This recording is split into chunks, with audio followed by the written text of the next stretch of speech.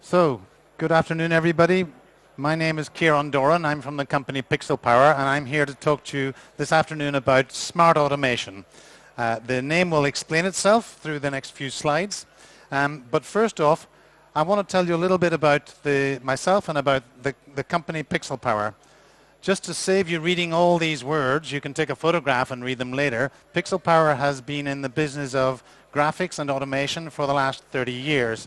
Especially in the last 5 to 10 years, we've been specializing in playout automation and more latterly in automating workflows across all your broadcast portfolio. Hence the name of this presentation, which is Smart Automation. One thing to start with first, in advance of that, is a little bit of history, which I'll go into in a moment.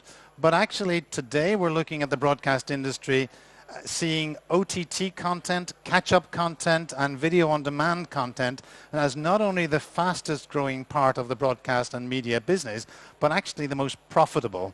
And we all know that from our own personal experience of what we've been doing at home and watching catch-up content. When we talk about automation in a historical context, we go back 30 years and look at exactly what used to happen. We had tape formats, many different VTRs, lots of different pre-rolls, lots of different robot libraries and things like that. And everything has moved on quite significantly in that period of time, as you might imagine.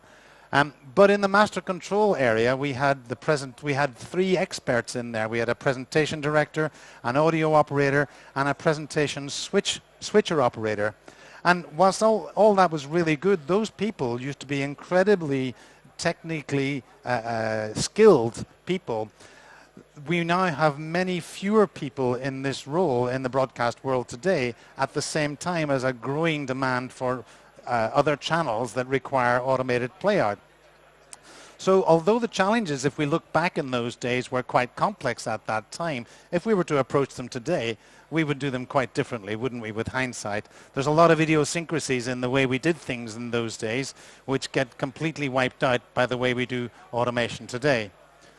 If we look at the presentation suites from many years ago, we started off with stackers in terms of the automation world. The stacker would line up all the different tapes for playout to the delivery platform, but they still had to be queued. And there's a good old story of the tape operator. We all remember Run VT and Roll It There. And I remember in Ireland growing up, there was a famous program called The Late Late Show, and every Friday night the presenter would be talking to camera and he would turn around and say, "Roll it there, Colette." And the VT operator would press the button and 13 seconds later we would get the video. That's all gone, but in the meantime Colette became a minor celebrity in the country. So it's interesting how even the words Run VT have become historical and have become something we still use today in what we do.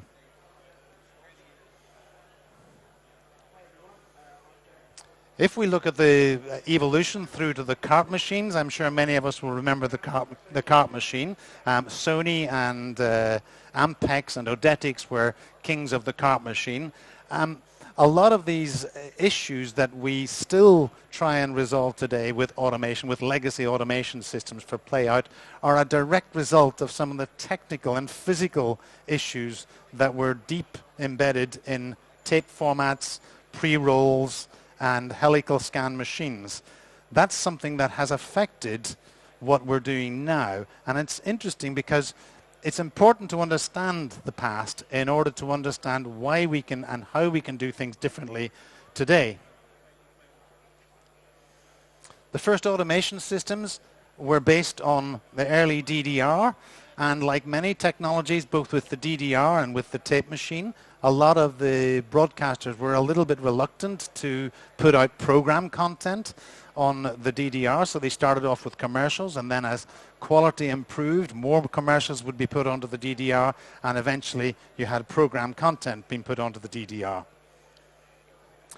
After the content on the DDR, we then ended up in the end of the 1990s and the early noughties, the beginning of the last decade, with a channel in a box.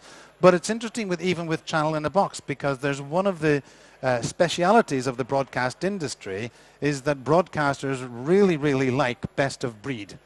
So the original channel in a boxes started with 16 boxes, and I have to say I never saw a channel in a box that was less than 3 boxes, because the broadcaster would say, we really like your channel in a box, but actually we want this company's graphics over here, so we're going to keep those. So the whole channel in a box concept is a little bit of a misnomer in many ways until we get to a software-only world. So that's a short summary of how we ended up in the situation that we are with current automation systems or legacy automation systems. And the architecture of the legacy automation systems causes a few problems with where we might want to go with broadcasting in the future. In order to work out where we want to go, we did a survey with broadcasters around the world. We asked them the questions of, who are you using today and what are the benefits of the automation systems? What would you like to do if you had an open sheet, a clean sheet? How would you like automation to perform in your broadcast operations? And what types of job functions would you like that automation system to achieve for you? Well, 90%, not surprisingly, came back and said, we want to automate content production. So it's no longer about playout. So the complex nature of playout automation at the point of transmission is no longer anywhere as complex as it was because of how technology has moved on. 70%, more than 70% of our customers around the world have requested us to create a way to automate the production of assets. And that could be video on demand assets, or it could be assets for promotions, in-channel promotions or cross-channel promotions. And that becomes important because, as we all know, the number of channels has significantly increased over the years, and everybody is trying to attract eyeballs and to keep eyeballs on those channels or in their own world. So in order to bring everything together, we look back at the 30 years. 30 years ago, Pixelpower was born, the company that I'm with. In those days, as I mentioned, we had technical experts managing every channel. So we didn't have freezes, we didn't have blacks, we didn't have errors going out on commercials. It was actually an incredibly high quality output most of the time. And now, with the number of channels increasing, we have to try and maintain that high quality output. And we have to maintain it across a huge number of different channels. These channels, we probably all know in our industry, we often talk about premium channels. Well, the inverse of premium channels, or the insinuation, is that there are other channels which are not premium, they are secondary. And that's not really fair, because the viewers do not look at a secondary channel in terms of secondary quality. They expect to see premium quality, even though we call it a thematic or a secondary channel. So it's important that we actually work hard to help our broadcast colleagues create an environment where they can give and deliver premium quality even on the secondary channels. Audiences notice the errors, but actually what's more important is that advertisers notice the errors. And if errors happen, as we know, on advertisements, CocaCola does not just pay for that advert, they don't pay for the campaign. And so it's hugely important that when you're automating branding and automating commercials, that we get it right, absolutely right, because it affects the revenue directly related to the broadcaster. So the challenge for today's broadcaster, challenge one, is to actually create a playout environment with the same quality of experience across all the platforms. And to achieve that, we not only need a powerful automation system, we need one that is affordable and flexible. Challenge two, I would say, is to create an automation system that helps a broadcaster retain audiences. And retaining an audience in a particular channel is one thing, but the broadcasters are now looking to retain audiences across all their channels. So in-channel and cross-channel promotions, plus promotions that will keep an audience within the broadcaster's world, whether that's an IPTV world or an internet television world or a video-on-demand world. And challenge three is to try and bring dynamic branding or dynamic advertising into the field of broadcasting. So connecting the content that is in the commercials with the content that preceded it. So to give you an example of this, imagine creating a commercial break where in the commercial break, the content in the commercial is directly related to the football game that preceded it immediately. Sky Television is doing this in the UK, as are other broadcasters with our technology. And what's happening is that you can bring a betting odd, for example, a gambling odds, where you can say, we will bet you that Rooney will score the third goal. Well, you can only say that if you know that he scored 2 goals in the first half. With dynamic advertising and dynamic graphics, you can now connect the content of the commercial directly with the content of the program. And by doing that, you've retained the viewers from getting up and pressing the remote control. So Playout Automation, in its overall sense, we now need to plan and deliver every channel as if it was a premium channel. And we need to be able to deliver that to all sorts of outputs, whether it's internet, whether it's the live broadcast or the linear channel, and across the whole portfolio. And we need to offer the opportunity for broadcasters to easily deliver premium channel features like the squeezebacks, like the promotions, across all their channels without having to do very much work. And by doing that, we offer them the opportunity to automate their tools so that they can become more efficient, they can save cost in doing so. There's one other element that can help here, and that's virtualization. And all our products are virtualized, and as we know in our industry, many more software products are becoming virtualizable. And it's important to understand that IP and virtualization, the buzzwords of our business at the moment, may be interesting, but what they can enable is what's important. And I like to give the example of, with virtualization, it changes the game of the product presentation. Why should you now buy a product and pay for 100% of the features when you only use 60% of the features 40% of the time? So why not just pay for the 60% of the features by selecting those in a software-only or a software-defined environment, and pay as you go? So only pay when you use those features. And if you take that example and expand it further, then you can use those features only at certain times of the week. So for example, if you only need a DVE to do a mix between a live and a pre-roll content, and you only need it on a Thursday and a Friday evening for 4 hours at each time, then pop up a channel through virtualization to be able to enable that and only pay for that at that time. So that's the power of virtualization. So the message that we're trying to deliver here is that with smarter automation, you've got the flexibility across all your workflows. With smarter automation that can be virtualized, and not all software applications can be virtualized, so be careful there. But with smarter automation that is not just a playout, but it's delivered across all your platforms and virtualized, you can run up channels, you can run them down as and when you need, you can run up features and run them down as and when you need. One of the other elements of this is that you can automate VOD asset creation.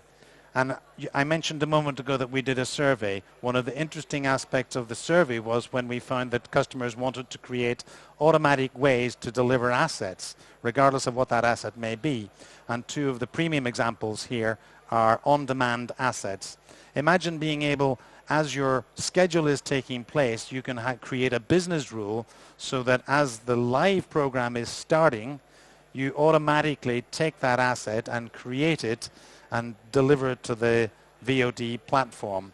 And you do that by removing the branding and putting the specific VOD branding on it, by taking the commercials out, stitching the content together, putting the VOD graphics on top, and delivering it to the asset to the repository for the on-demand service.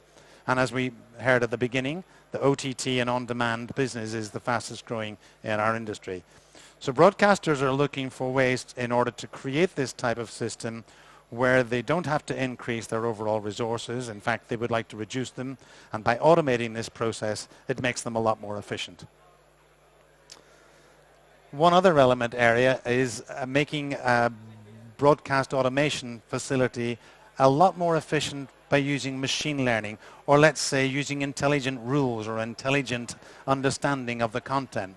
So if you imagine a channel which is looking at a schedule and playing out channel A in one region of the country, but the content is not, does not have the rights to play out in area B, then creating a system which understands the metadata that is coming through all of the broadcast schedule and replacing the content with either predetermined content or relevant content by the machine's own choice.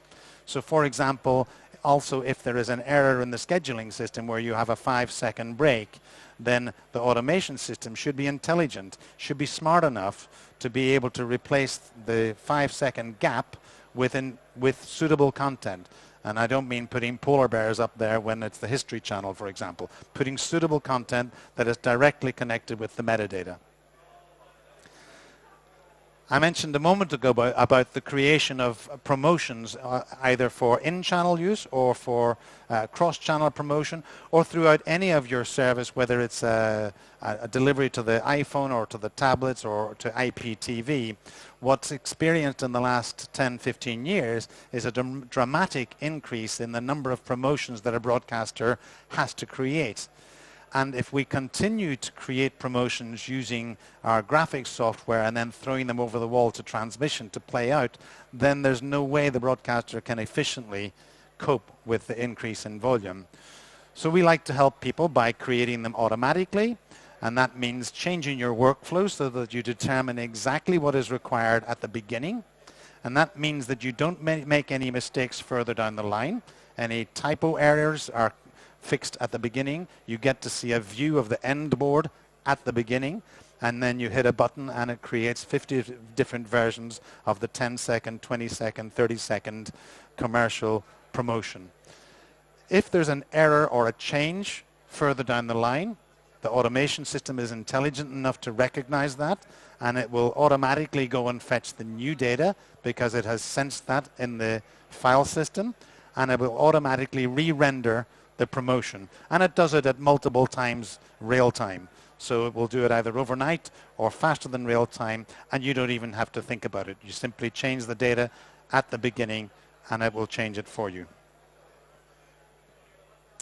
So catch-up and thematic channels being the fastest growing area of the business. I think I've moved a little slide out of date here. On top of creating the promotions across all the different channels, it's important that the viewer gets the same experience, because as viewers, we don't turn around and say, this is our tablet. It's okay to get different branding on our tablet than the 55-inch television. Everybody's expecting relevant branding connected with that broadcaster. So as well as automating the creation of the promotion, the systems, the intelligent and smart automation systems, should actually determine the correct branding that goes out to different channels. And one of the major benefits of this is that you've got a single point of control where one system is actually controlling what's happening across all the different output platforms. So with automated VOD and catch-up systems, it's important to remember that with smart automation, you can automate many different parts of the whole workflow.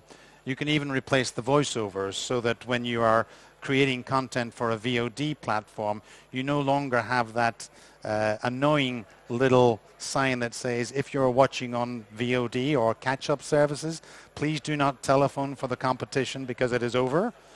Then a VOD system, an automated intelligent VOD system, should remove the voiceover and replace it with a different one. It should remove the telephone number from the graphic and replace it with another logo or a sponsor, and that goes away. And that's a big problem in our industry right now, where those types of functions are still sitting on the VOD platform. So all assets should and can be driven from one schedule. And that's important because it means that that schedule is right at the beginning. If you get it right at the beginning, then you can get it right all the way through all the different platforms. So in summary, we're looking at a singular workflow here for production systems, for posting files, for actually anybody in the system can review and approve the assets that are created. And as I mentioned a moment ago, virtualization is hugely important in the move to defacilitize what broadcasters are doing in the move to virtual workflows.